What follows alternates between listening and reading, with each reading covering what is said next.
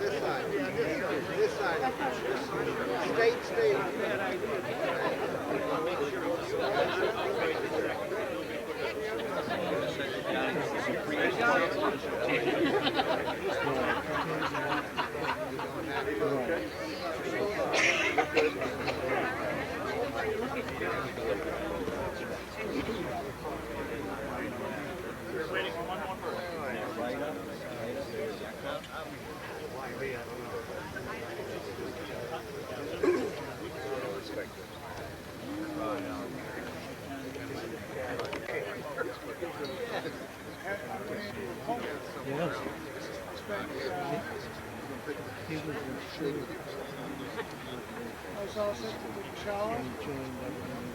I think they wore that one.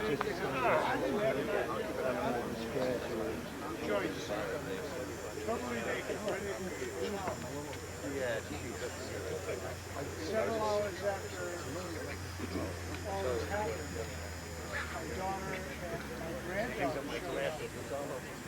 They decided maybe you ought to call 911. Morning, ladies and gentlemen. I'm Captain Tom Soddy, United States Army Reserve. I'll be the MC for this ceremony. I want to welcome you all to the 68th commemoration of the ending of World War II. We'll begin our ceremony with an invocation from Deacon William Murphy of St. Gregory the Great Church. Deacon, please rise. My friends, let us bow our heads.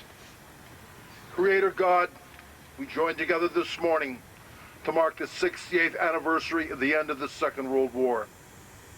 Franklin Roosevelt, the President of the United States, spoke of the young people of that time as a generation of Americans who had a rendezvous with destiny. Writing many years later, Tom Brokaw spoke of these same young people in this way.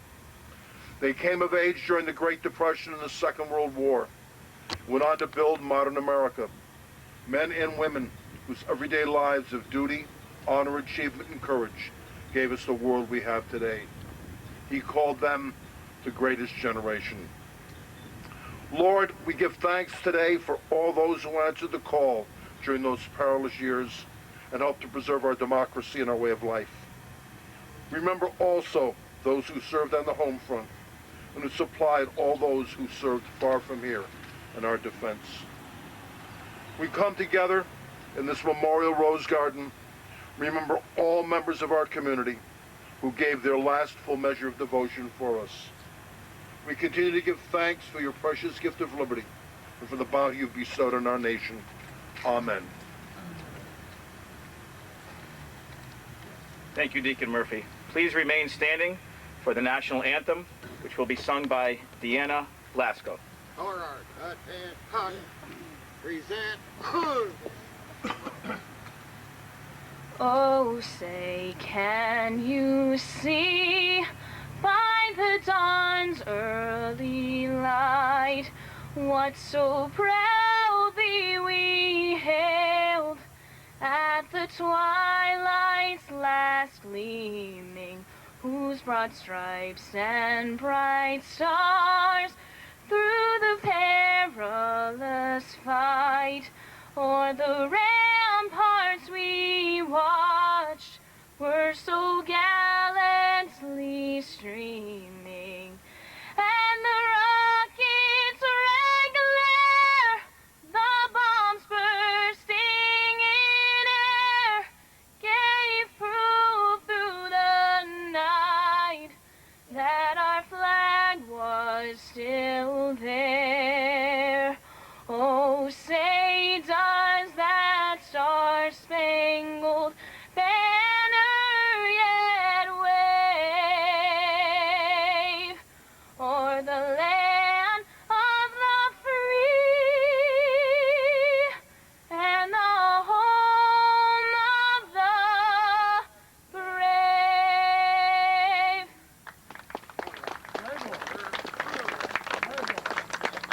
Thank you, Deanna. That was excellent.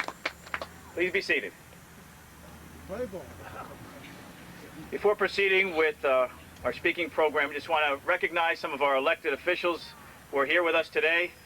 From our state legislature, State Representatives Robert Godfrey and Jan Gigler. Thank you for being here. Our town clerk from Danbury, Lori Kabak.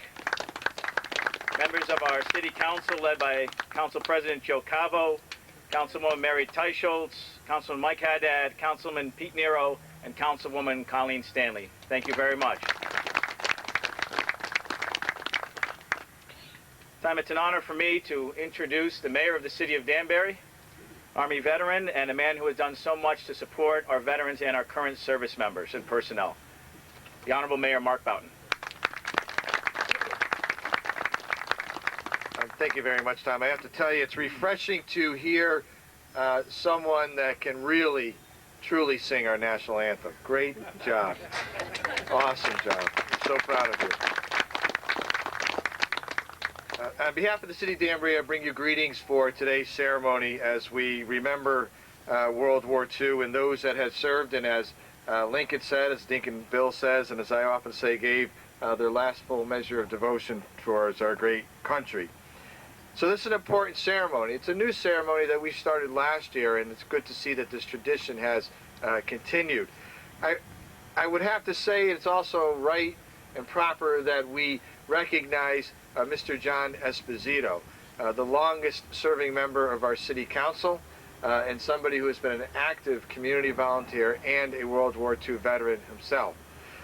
I just want to say this about John, and he's going to have some remarks in a few moments. I had the opportunity to work with a lot of people over the years in my capacity as mayor, in my capacity as state representative. I've never seen any person that can put the community first always like John Esposito. Politics never, ever entered into his thinking. It was always about what's best for Danbury. And if it was best for Danbury, John Esposito would be with you, no matter what the politics of the situation were. We need more public servants like John Esposito. He has something he can teach all of us.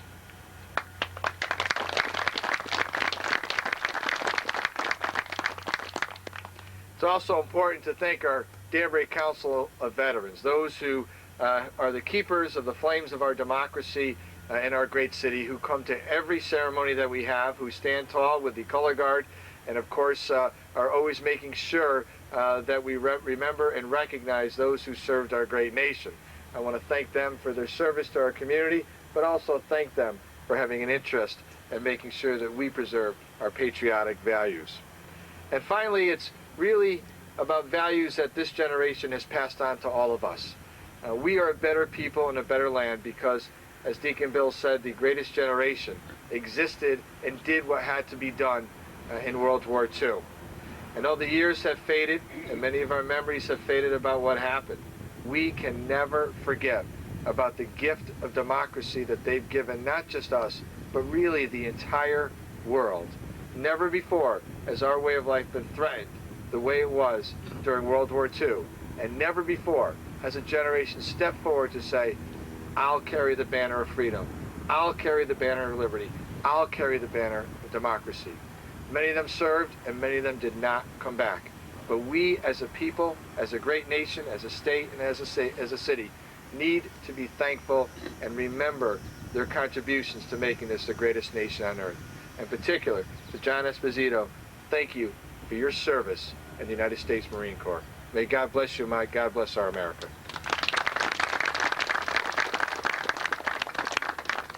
Thank you, Your Honor.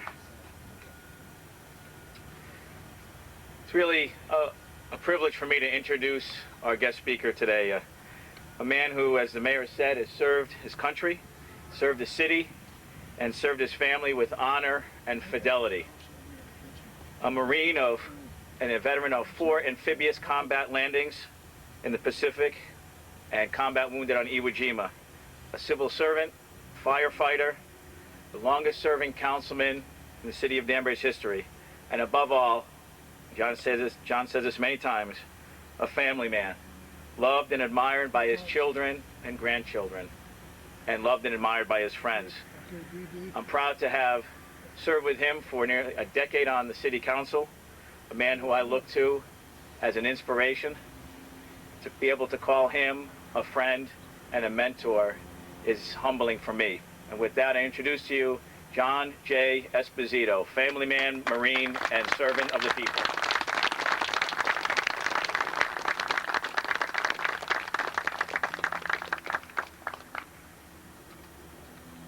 Thank you, Tom. Mayor Belton, for those very kind words. Actually, what you're looking at now is a shadow of what was. Deacon Murphy, Mayor Belton, distinguished guests, and all veterans and ladies and gentlemen. As we gather here today, I'd like to express my personal thanks to the Danbury Council of Veterans and our host, the Catholic War Veterans, for their kind invitation to me, and for their efforts to bring to our attention World War II, and also to bring out the fact that the freedom, the way of life that we lead today in our great country of America does not come free. Rather, that it comes from the sweat and blood and the lives of our military forces, like those from World War II, who we remember and honor today. I chose my remarks today about the U.S. military of World War II, and especially a group that fought in one of our parts of the South Pacific. Late in 1943, off the coast of Southern California, one of the largest groups of U.S. military, Army, Navy, and Air Force, and Marines, prepared to sail into the Pacific into enemy territory. For the 4th Marines, it was the first time in their history they left the continental United States and ventured into enemy-held territory.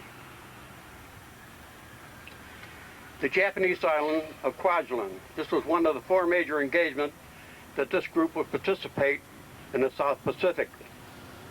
In early 1944, the penetration of this pre-war enemy territory was accomplished with the assault and occupation of the Kwajalein Atoll in the Marshall Islands. Kwajalein was one of the largest atolls in the world, some 3,000 miles from the USA. The atoll was valued for its large airfield that would extend the striking range of our Air Force in the Pacific. Finally, the seizure eliminated once and for all the possibility of their sudden surprise attack by the Japanese upon the Hawaiian Islands.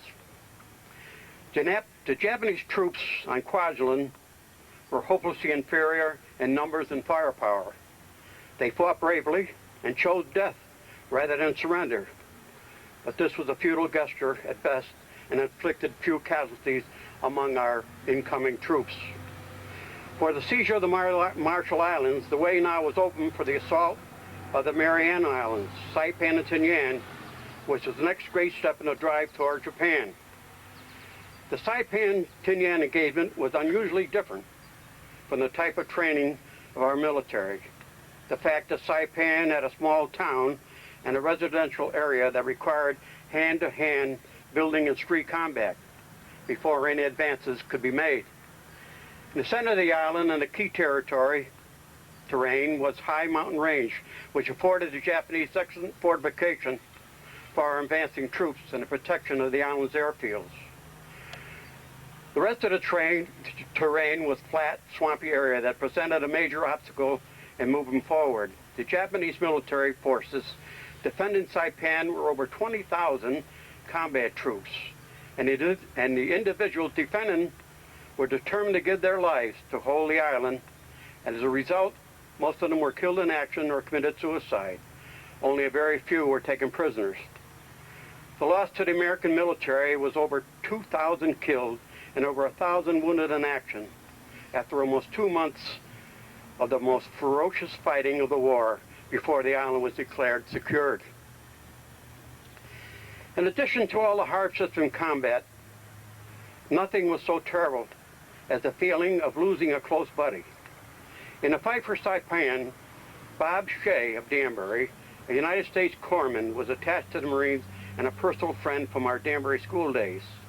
He was killed by sniper fire, leaving the question to most all veterans, why him and not me?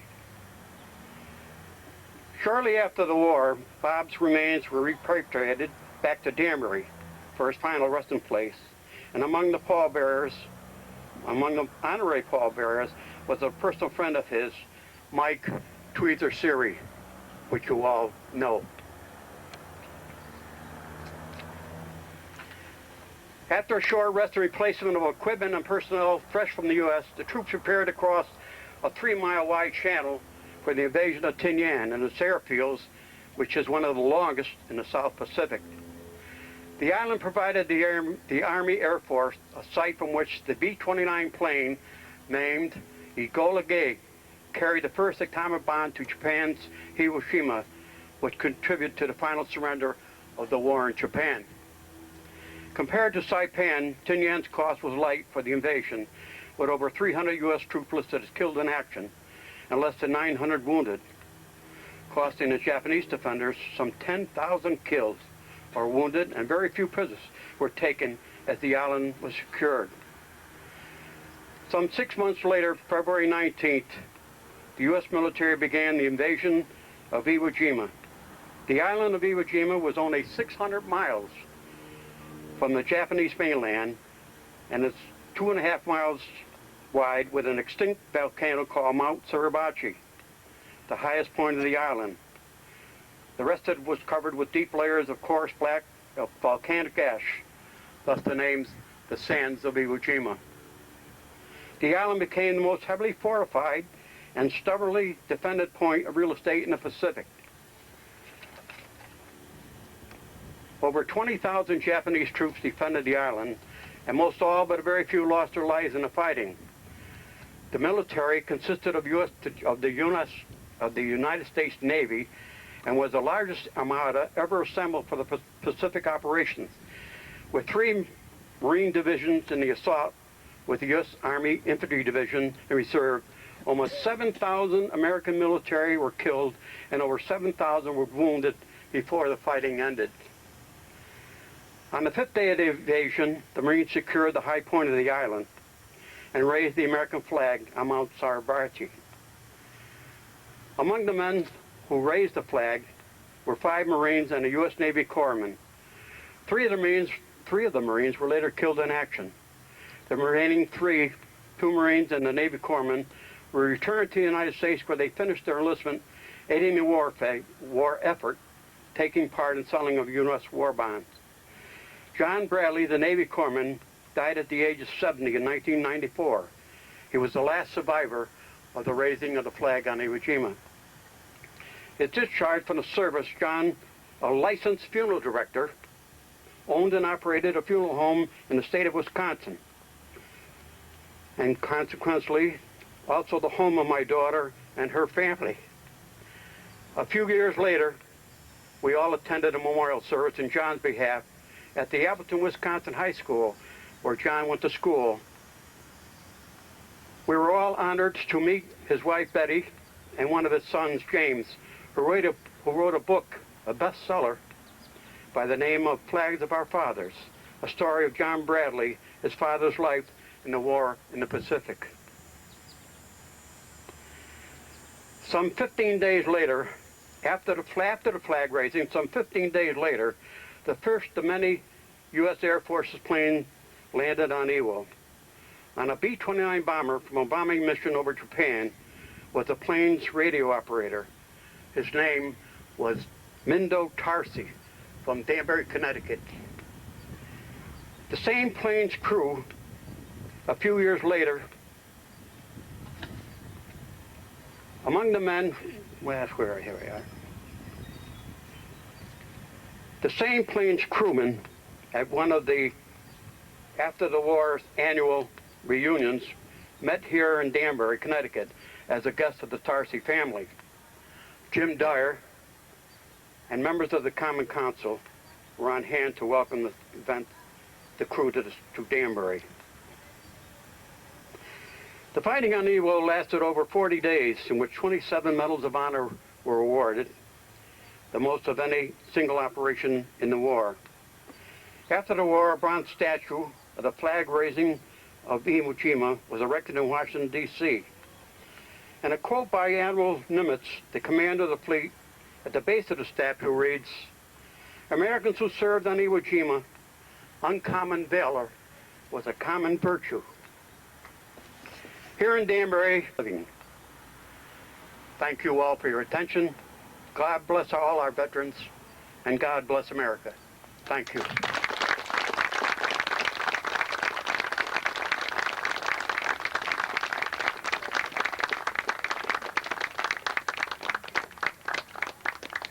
Thank you, John. And as the mayor said, a speech that you would think John would give, because he spoke about other people and not about himself, about what others did and what others sacrificed. And John, we're honored to have with us today another Marine, a friend of Danbury, a friend of Connecticut, someone who we all know well, our United States Senator, Dick Blumenthal.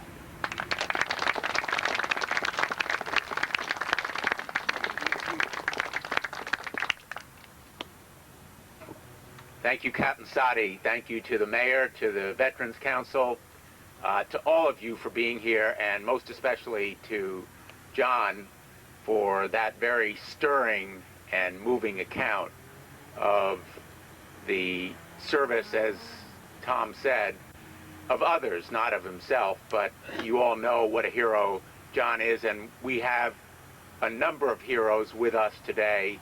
And I'd like all of our veterans, whatever the war, whatever the conflict, I see some Korean War veterans, please raise your hand so that we can thank every one of our veterans who are here today. Thank you. We owe you a lot of thanks. And we know from our history that freedom has never been free, that it has always taken the kind of service and sacrifice that you've just heard at its highest in World War II. Your generation has been called the greatest generation, but one of your greatest contributions is to inspire and uplift the next greatest generation, to provide a model of service and sacrifice that others will follow. And I can tell you firsthand, because two of my 4 children, 2 of my sons are currently serving, one in the Marine Corps, another in the Navy, the Marine Corps Reserve, and the Navy as an officer, that your example has inspired them to choose this service. It's not only that you saved us from tyranny in World War II, you also inspired generations that follow you to do the same, to preserve our freedom, to make sure that we would never succumb to the temptations of the immediate future and look beyond that future to where our interests and our freedom and our democracy required us to be. So I want to say, on behalf of myself, my family, our state, thank you for your service. To John Esposito, to all of our veterans, thank you for the model of service that you've given us. You are truly patriots for all seasons. You are heroes who will inspire us for the ages. Thank you, God bless you, and God bless America.